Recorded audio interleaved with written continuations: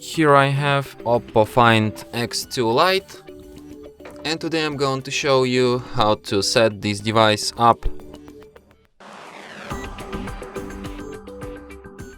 So firstly you should tap on this arrow key, then you should select preferred language. I'll just stay with English, tap next. Then you should select your region, could be UK for me, tap continue. Then you have to agree with user agreement and privacy, security and protection. Then tap next. Then you can connect to the Wi-Fi, but if there's no opened Wi-Fi network around, you can just skip this step for now and do this later. Then you have these Google services, which I suggest you to disable, then tap accept. Then you should select navigation method. I prefer gestures.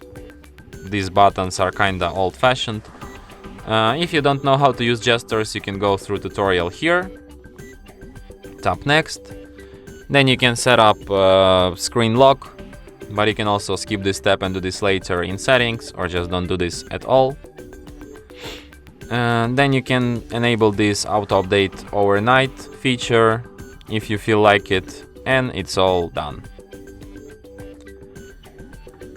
And that's it. Thanks for watching. If you find this tutorial useful, don't forget to hit that like button and subscribe to our channel.